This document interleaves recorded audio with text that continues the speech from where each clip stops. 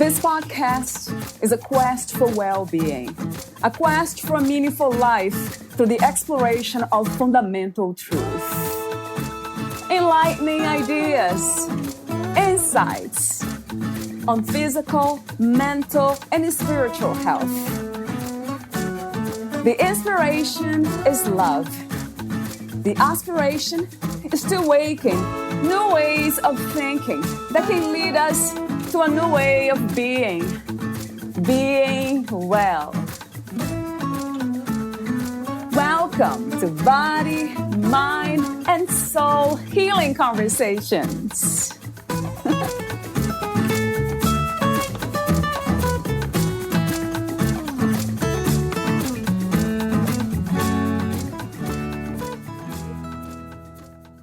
When you assess your own life, consider it with the eye of a gardener.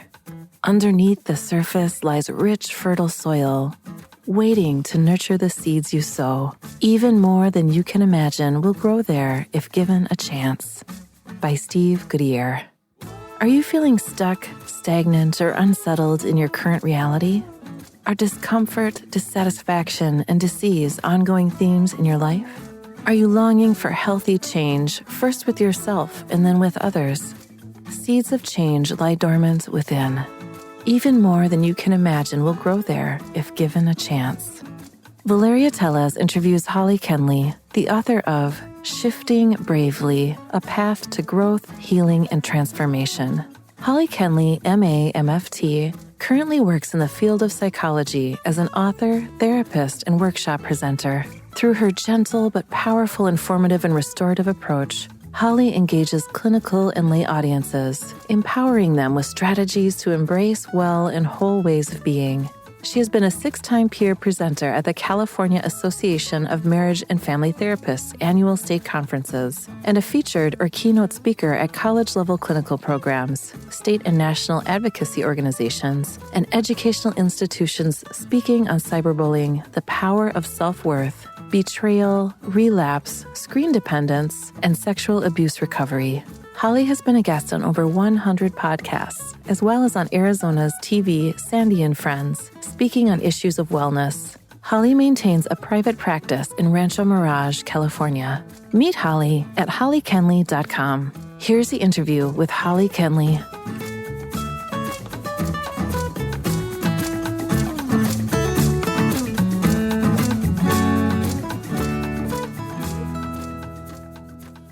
In your own words, who is Holli Kenley? Thank you, Valeria. I love this question. And even just maybe a year or so ago, I would have answered this probably in a little bit more of a standard fashion. But I stumbled across this beautiful quote in writing my most recent book. And I just want to start with that because it spoke to me when I came across it, and it really describes who I am. And the author is unknown, so I'm going to just read this. Healers are not holy beings sent down from the light. They emerge from the darkness after learning how to heal themselves and radiate the glow of transformation.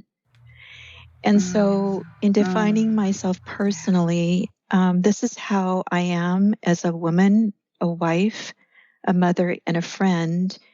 And professionally, this quote around being a healer determines how I work in the field of psychology as a therapist, an author, and or a speaker. It seems like everything carries both, right, Holli? The energies of light and darkness. Yes, I think, and we talked a little bit before, is that if there is some darkness, if you will, in your past, or what I usually deal with and work with, not just in my own life, but with my clients, is with trauma. And so I love that piece in there that, all of that energy and time and work and courage and commitment that it takes, not just over months, but over years sometimes of healing ourselves, that then we we are in a place where, at least I feel I am, not that I don't have maybe dark moments, but that I'm in a healed enough place to bring light into other people's lives. I love the way you say that too. Healed enough to bring light into other people's lives. That is so profound and true, because we also acknowledge that darkness will always be there. I love the way you say it's dark moments. They don't have to be darkness in the sense of taking over our lives or perhaps a whole day, a week. I love this idea that we can be true moment by moment, live moment by moment, and be open to whatever it's here. Yes. Yes. I don't know if you remember a poem by, is that Rumi, about the guest house. It's a beautiful poem about accepting this in a sense of body, mind, conditioned body, mind is a house of all feelings and emotions. Of course, I'm paraphrasing, but then he talks about being open, letting all these feelings to be a guest and come in and let them be. I just love that. I love him, and I've read a lot of his writings and things. But one of the things, Valeria, that I find not just with myself but with clients is exactly what you're speaking to, and reminding them and sitting with them in their, giving them that space, that it's absolutely necessary to be in that emotion at the moment, no matter how weighty or heavy it is, because we're going to move through it. And so it is important to honor it and to be in it and to experience it, and then gives ourselves permission to move out of it. And so many times, clients feel shame about just being in the emotion. And so, as their therapist, I don't want them to remain there forever, of course. Right. But just being safe in it. And as I said, helping them to feel safe about being in it, and then giving them the tools, whatever they might be, to then move away and out of it. That's another beautiful insight message, being with whatever is present and feeling safe within that realm. And I wonder, what would be one of your suggestions to be present and to feel safe with dark emotions and feelings? Well, two things come to mind, and it's probably the two, most common that I'm encountering. So it's why they're coming to mind. One is, of course, in the safety of the therapeutic relationship, and of course, that must be one that is built on trust and unconditional positive regard, belonging, acceptance. All of those sacred components, I believe, that are part of the therapeutic relationship. I have experienced this so many times with broken and traumatized individuals. So it unfolds within it's birthed actually in the therapeutic relationship, and then if not, and then after that, but sometimes, not always individually, others have felt safe doing that in their spiritual practices. So they're, and it depends on what their belief system is or what their rituals or practices are. But many individuals come in and at least they've been able to find comfort in their spiritual realm and in those routines and rituals, and sharing those emotions or disclosing them, releasing them in those more private moments. With that in mind, Holli, how do you define spirituality these days? I define it as a relationship, an intimate, close, nurturing relationship with anything or any one being or being. I have kind of an interesting background as far as, I'll just briefly maybe connect it, what my around that is that I was raised in a agnostic / atheist household and wasn't permitted to attend church or go to any kind of spiritual house or anything like that. And that just, it didn't really impact me. We don't know what we don't know. And so I didn't really give much thought to that unless a friend, a girlfriend, or a friend growing up was attending Catholicism or going to the synagogue, or I might be allowed to go or to attend. And then during my late 20s and early 30s, a very special woman came into my life who was a Christian, and I began to embrace that following and did so very, very, very seriously, and kind of put my whole being into that for about 10, 12 years. And then, as I've heard you talk about before, as we change, our age, our maturity, our growing and transitioning, I became a little disillusioned. And then I entered into the field of psychology because I didn't want to be in an exclusive kind of space. I wanted to embrace a more inclusive way of thinking. And so when I entered graduate school to get my master's in psychology, and at the same time, I was also teaching a class to seniors in high school called Theory of Knowledge. And it was a transformational experience because the class was built on Socratic questioning.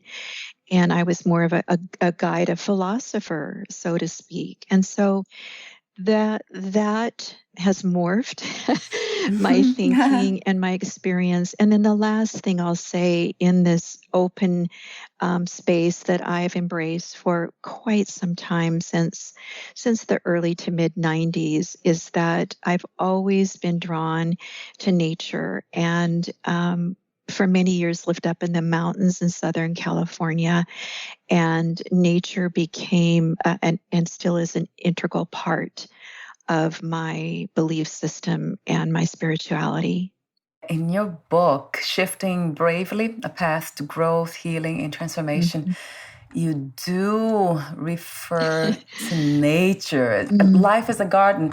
Actually, I love the introduction of this episode. I have Steve Goodier, I think his name is.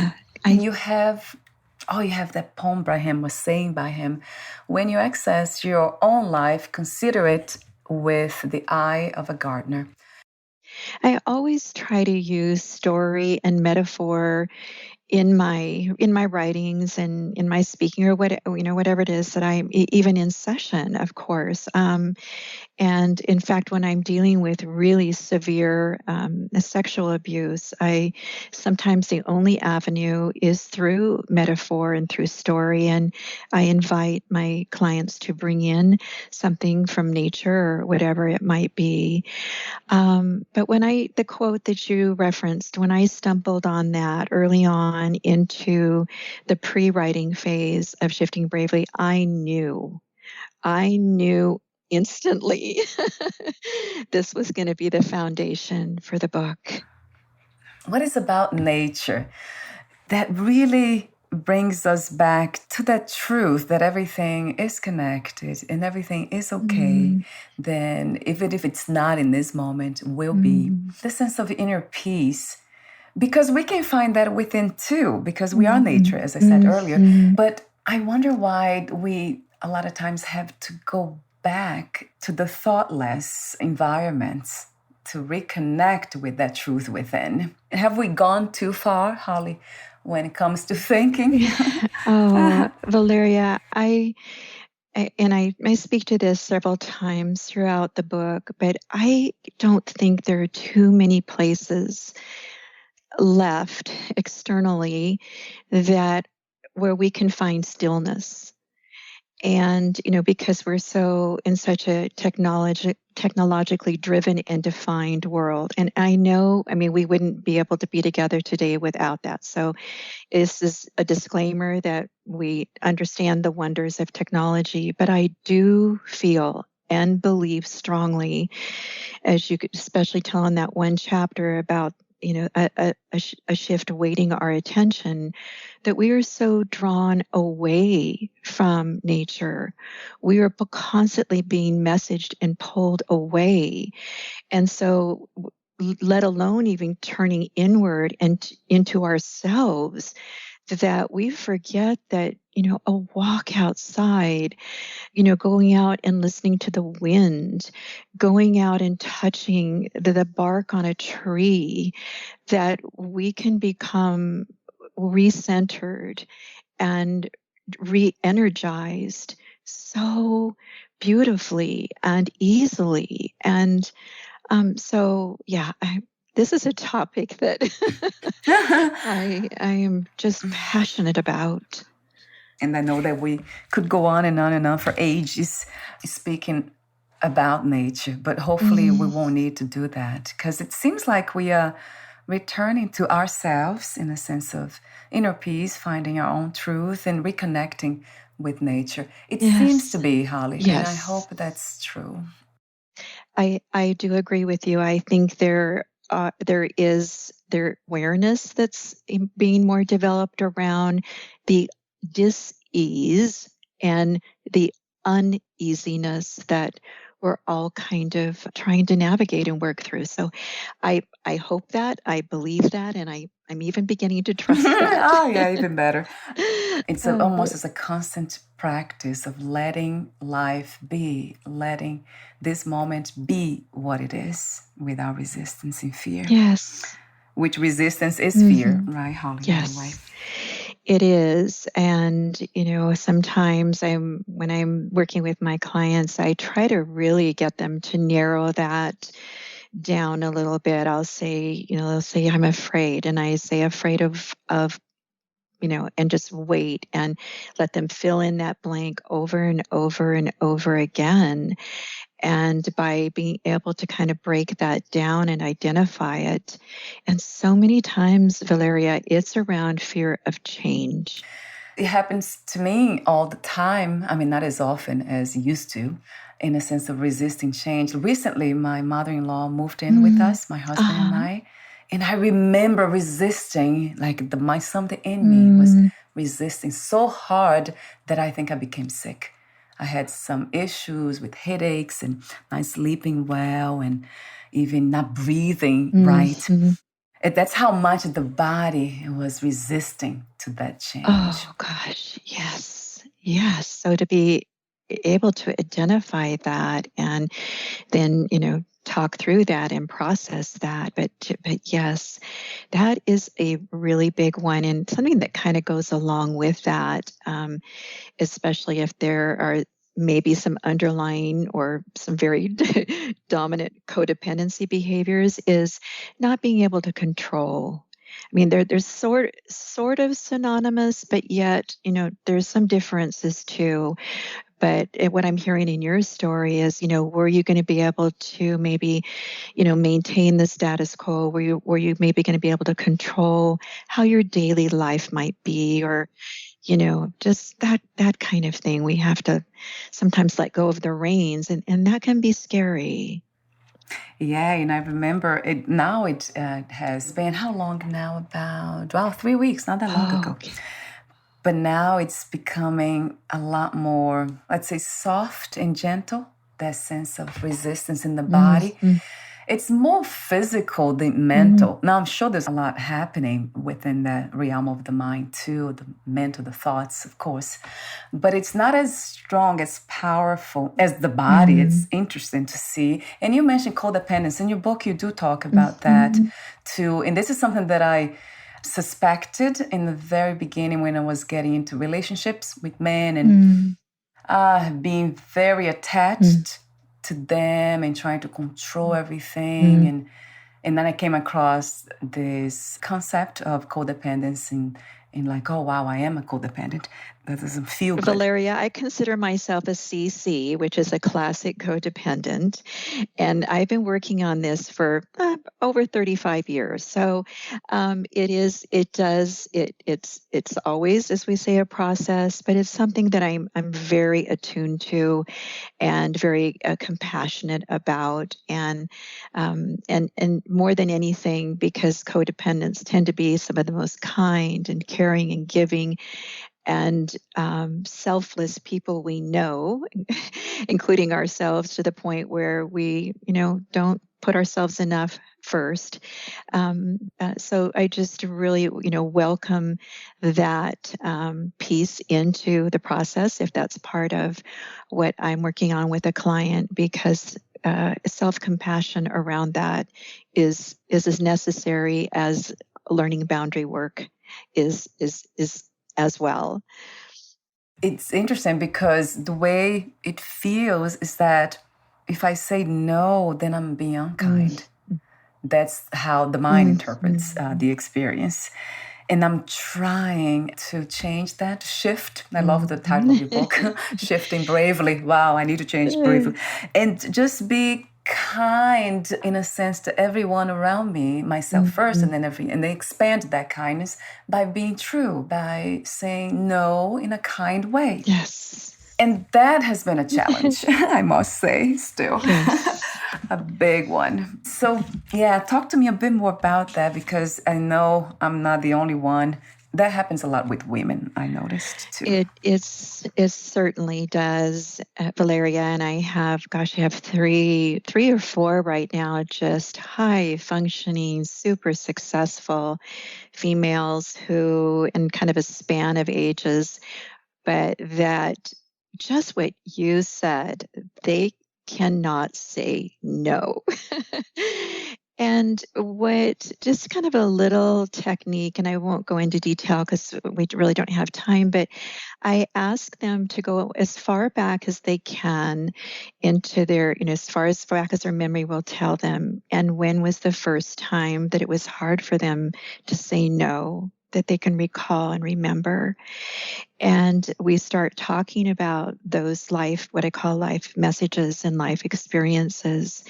And then I just move them forward, and they begin to see that, they connecting the dots, that this started, a long time ago, in wanting to please people, in wanting to be feeling worthy and feeling enough and feeling loved and connected, and that they belonged. And so they sacrificed themselves in order to please, to do, to organize, to caretake, whatever. So it goes back to, in my opinion, not that unknowing about how to speak for yourself, and it goes so far back. So it's recognizing that, it's honoring that served you well for a number of years, or for these clients, it did serve them well, and now they're tired and they're hurting, and it's not serving them well in their interpersonal relationships. Going back to what you said earlier, being healed enough to be the light for others. As we continue to work on our own healing journey, or healing adventure, as I say it. But yeah, I do remember my mother. That's exactly when it started, for sure. I can really see that clearly now. Trying to do anything to please her, because she was very, I think, emotionally unavailable and very aggressive. So I was always trying to pacify and make peace, and doing everything to maintain the peace. And of course, as children, that's not possible. But I did try. And I think you did that the same thing. Yes. Very, very much so. We kind of take on that parentified role and that mothering role. And then we continue to mother others, and we need to start mothering ourselves. Yes. Yes, a billion times to that, mothering our own selves, right? When it comes to find that healing path, right, yes. Holli, it has been my healing path, yeah. Self-love, self-acceptance, self-compassion. and doing this work, of course. And I remember that even hosting this podcast, it began when I think a therapist was no longer a therapist. She was becoming a shaman, I think, somewhere in Boulder, Colorado. She transitioned, and she was introduced to me by someone I knew. And then she said to me on the phone, she said that you need to mother yourself. Mm-hmm. And that changed everything. I remember just going to meditation and kind of finding the path. And that was coming from that place that was healed enough to do this work and to share messages of love, and then continue to do my own work on the side with my husband and people around me, which has been an interesting adventure. Yes. Absolutely. And I just wanted to add, Valeria, because I love how you're bringing up that we're healed enough, is that it's always, and you've kind of said it, but I just think it's so beautiful, is that, and through my longer life, is that there have been those times, of course, where even in my work as a therapist, or if I'm speaking or writing a book, where I pause when I know that there are things coming up or there's been traumatic things that have happened where I need to take a step back, take care of myself. Like I talk about in Shifting Bravely, our soil can get just filled with toxins and environmental pesticides that come in and make our soil really yucky for a while. So we take a step back, we pause, we do that internal cleansing and all of that inner work that needs to be done. And then we step out again into our field. And then we're not only in a more healed place, but we have more to offer up because we have been through more. As we know, we cannot give what we don't have. We don't have this space within, so how can we offer that to others? I love that this practice too, Holli, right? Pausing, because that's how I see healing. It seems like that's why the word healing, it ends with ing. So it's a constant dance, as it is with balance. I see the same dynamic kind of falling out of balance, maybe not as harshly as I used to. But then knowing how to go back to center again, go back into balance. Is that trust that I know how to go back? Yes. That's what really healing is to me. What is healing to you? Valeria, see, we're on sync today because I put ing on the end, well, of course, on shifting for this book. Right. And forever, I mean, I slip once in a while and say recovery, but for the most part, I try to be very intentional about say recovering, healing, because, and sometimes I say to my clients, it's not like a ski slope. It's not a straight up line. It's like a staircase, up and back and up and back and up and back. And sometimes we kind of reach a plateau and stay there for a while and then go up. But so it is an ongoing process of listening to, tending to, and moving through whatever it is that we're going through that period of time. So you wrote the book, Shifting Bravely, A Path to Growth, Healing, and Transformation. Talk to me about the main inspiration and intention of writing your book. Thank you, Valeria. I just want to back up a bit, is that in 2015 to 17, as I embarked upon a qualitative study, it was an independent qualitative study, but a formal study, and it was called the Daughters Project. And it took me about 18 months I was looking for daughters who were quote unquote betrayed by their mothers. But the important piece is that they were moving from brokenness to wholeness. I didn't care what their journey was, what their path was, but they had to be able to delineate that. And so I did complete that project, and Anna did an analysis, and that book came out in 2018 called Daughters Betrayed by Their Mothers, Moving from Brokenness to Wholeness. And I knew, Valeria, at the end of that book, that I would hone in on the concept of shifting. So that just had sat with me for over a year, and then I wrote another book in the interim. But that was, it wouldn't let go of me. I knew that was going to happen, and I really just, kind of speaking about words here for a minute. We use the word change all the time, of course, in psychology and growth and all of that, but just saying that word change, it's the harsh consonants, it's the longer vowel sound, and because of all the connotations around it, it immediately, at least in the field of psychology, invites resistance. So what I love about shift and shifting, it's those softer consonants, it's the shorter vowel sound, and it just, to me, is welcoming and inviting. And so that was just a calling for me as well. And then, as I alluded to a little earlier, when the metaphor of the garden came in, that piece came into play. But I really wanted, with this book, it's the question we always ask in psychology and in human life in general, at least I do ask, why are some people able to change? And why do some people get stuck? And so I wanted to put out, without clinical jargon, a safe invitation for individuals to consider this very natural, beautiful process.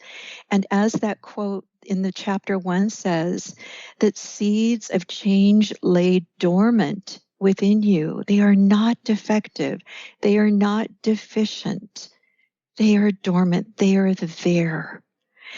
And so I just wanted to put out this, like I said, a compassionate, safe, caring path for individuals to step onto and hopefully embrace as they want to create some growth, healing, or transformation in their lives. The less resistance we have, the more we flourish if we let life do its work. Yes. And Valeria, one thing that I think Shifting Bravely puts this out there without being, negative at all.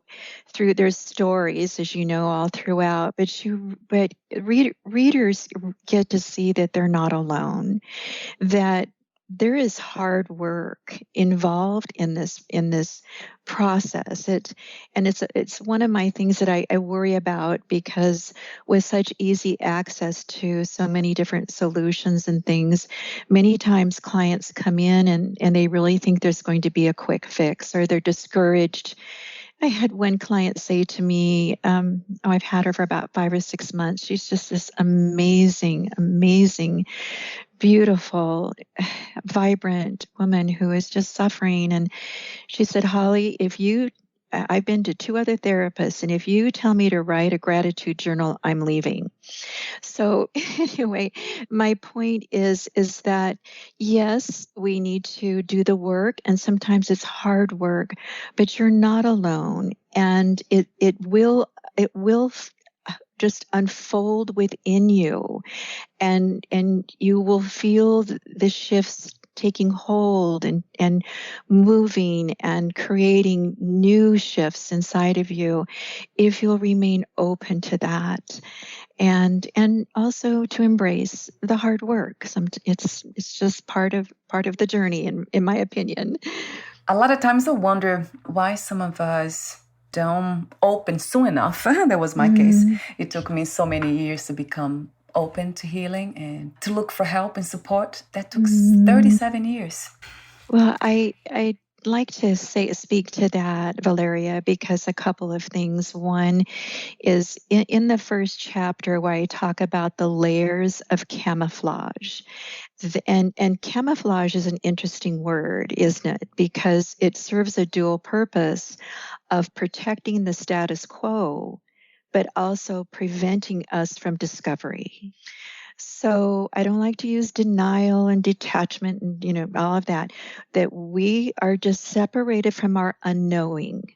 We're kept in our state of unknowing by this camouflage that can be very thick layers, or depending on what our life experiences are. But there are those seeds that I ask individuals to trust, that they're there. So can we take a look about, are we trying to protect our status quo? And, even though it might be not serving us very well, and are we preventing discovery of all the possibilities in our soil? And then the other thing, as you said, you were 37. I believe, and I believe this. I said this phrase before, but I believe it. I know it. I trust it. That we come to these experiences, Valeria, when they are meant to be. That means if I was not ready before, it's because I wasn't. Yes. No questioning that. Yes. That's a powerful insight, and one that resonates true to me. Well, and I hear this all the time, Holly, why didn't I get in here sooner? Why didn't I, those self-shaming messages, we just start tossing those out. Those aren't allowed. Okay, we're not doing the should've, would've, could've's, I say it a little differently than that, but the last thing we need to do is self-shame and self-blame. That's not helping us in our journey. Chapter 2, a shift is awakened. There's so many insights. You discuss also the conditions for accepting or listening, getting to hear the call for change. You have 3 of them. You mentioned the one, we realize and accept we're no longer able to manage our discomfort. Actually, would you like to go through the process? I think you mentioned 3 in the book. I have them here, Holly. Yes. Or should I mention them? Oh, if you could go ahead, and then I'll just touch upon them briefly. That would be great. So the one, we realize and accept we're no longer able to manage our discomfort. Second is we have come to realize and accept that discomfort is managing us.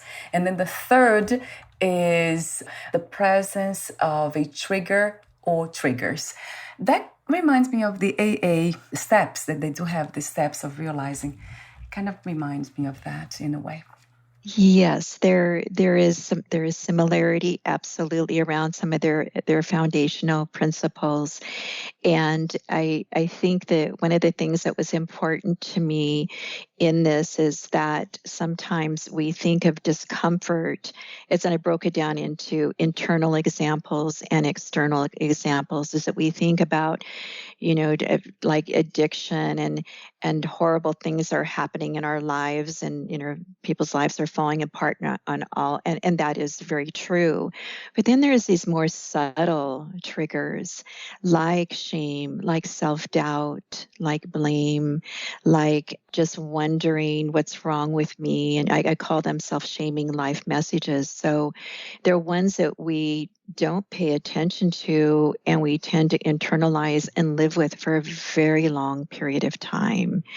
And they're so damaging and so destructive. So I really wanted to, emphasize that it can be just something so subtle, and yet each and every time, whether it's just a little nudging, whether it's an aha moment, or even just a fleeting idea, like, I think I need to be out of this relationship, is when we dismiss that, when we ignore that, we exile those seeds back into dormancy.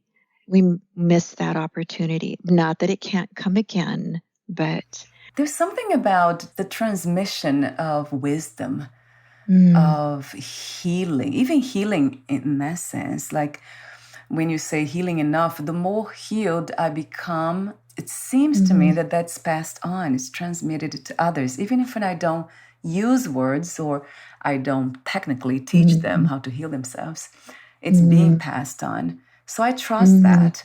Even being in relationships that are not perfect, like in my case with my husband. Hopefully he's not going to listen to this episode. So that one is, I kind of trust that, Holly. That is, there's something here that I really like. In the end, I mean, deep inside, I really feel that I would love to be just dwell within my own energies and just be within, live from my own minds within, and flourish from my own thoughts, because I know how wonderful they are. I'm hearing a few things that just really resonate with me and what we're talking about today. And I know, Valeria, for me, and I'm much older. I'm old enough to be your mom, which I just love that, because my daughter's right a little bit older than you are. But I noticed that we, at least as I've gotten older, and this started quite some time ago, that we become more protective of where we are in our healing journey. And I think that that's really important. I don't mean that in a negative way at all, because if we don't become protective of that, who's going to safeguard that, who's going to continue to nurture that and take care of that. I believe that is our responsibility to ourselves. The other piece, which I'm going to kind of jump over to chapter 7, which we talked about a little about in sustaining our wellness, that there are some core principles that I lay out in that chapter, that when our shift is rooted within us, when it becomes who we are, when we are living it moment by moment, and it is who we are, there are these pieces of evidence that show up, and we can go through them if you want. But my point being is that for me, those are non-negotiables.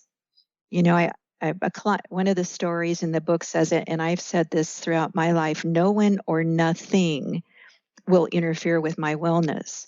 Now, to some people that sounds harsh, it sounds selfish, but I know me, and I know that must be what is my driving paramount force in my life, is my wellness. So I hear that, and the third piece is that depending on where we are in life, and where how rooted we are in our wellness, and how sustainable we are, and how we've integrated those representations into our being, is that, and I'm not recommending this with your husband, but what I've had to do in my life is there's some people that I have just shed, at different stages, different ages, because I don't want that energy is not, I don't want that in my life. And that's my choice to make.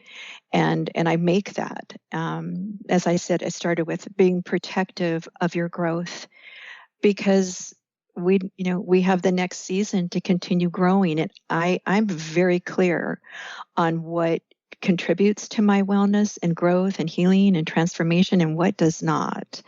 So, I know I kind of jumped around a little bit there, but no, you didn't. And you're very much to the point, and that's what I called living from the heart and feeling empowered. That's true empowerment, which is we are listening to the messages of our own heart. We know what feels right, in the sense of wellness, as you say. I love that word, being well. I know what makes me feel well, and that's where I want to stay.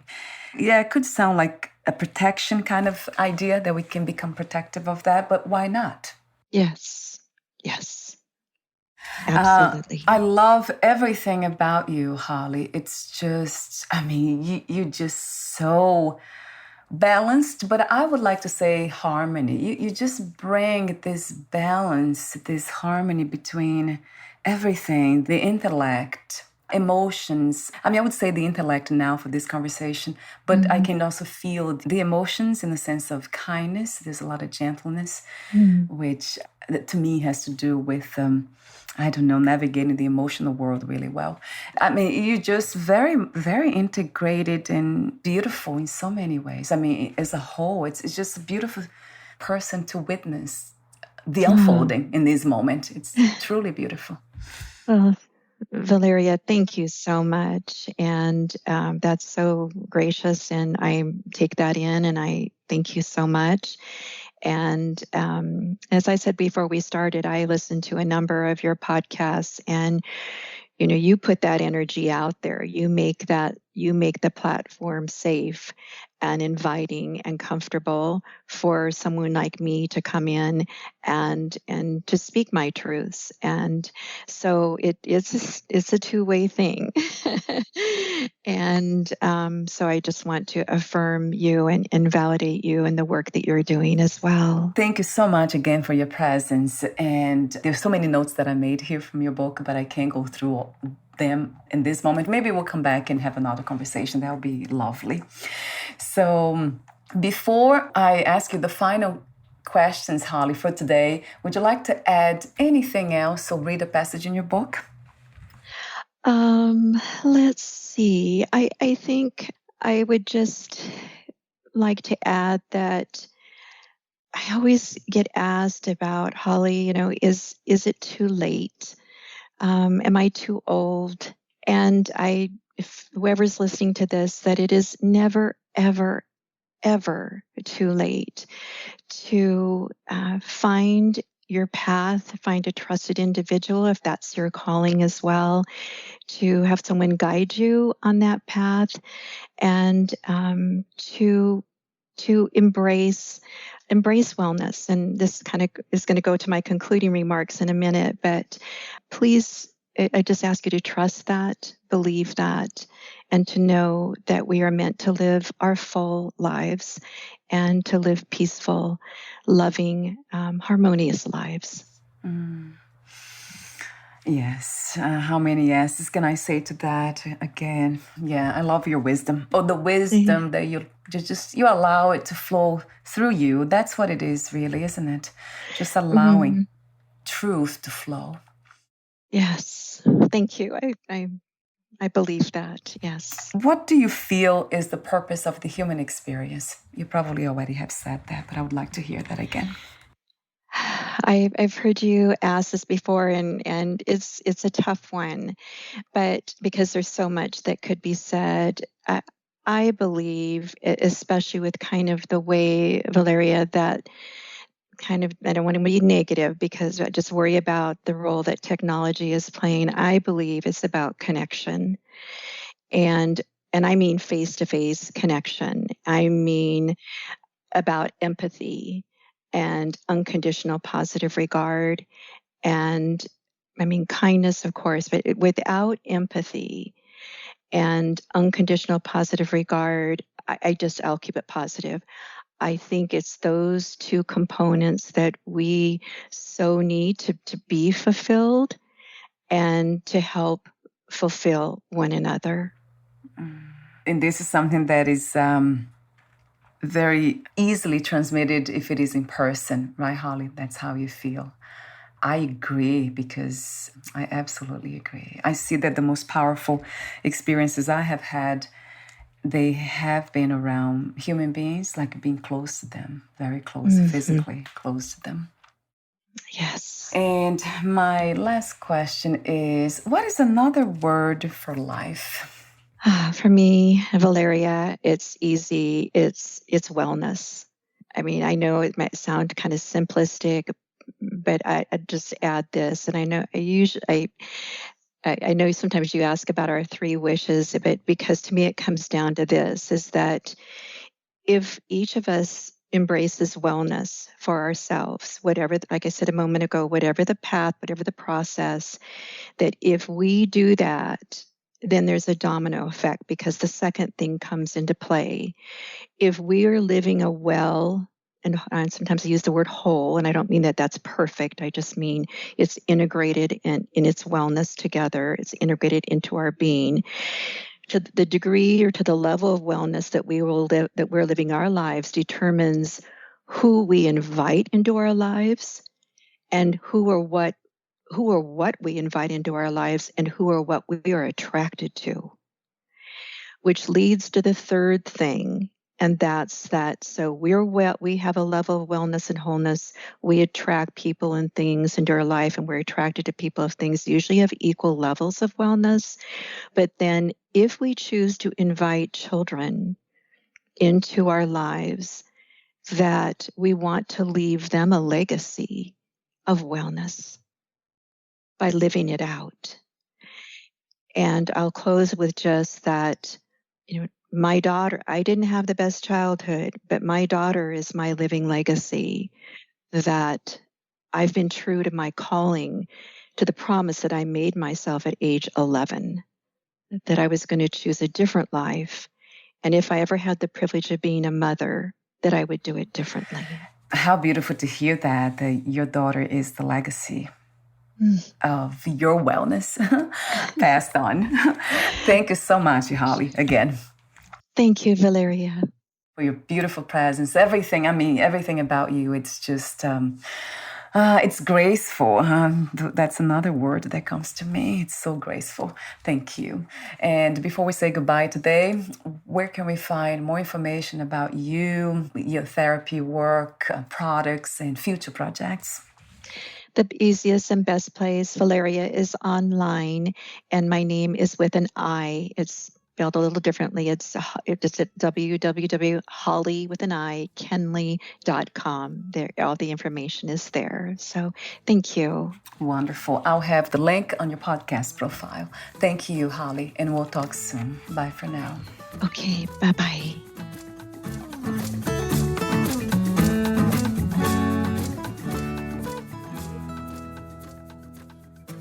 Thank you for listening. To learn more about Holli Kenley and her work, please visit hollikenley.com.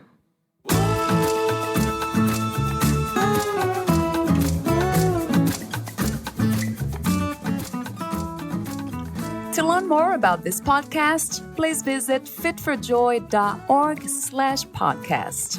Thank you again for listening, and bye for now.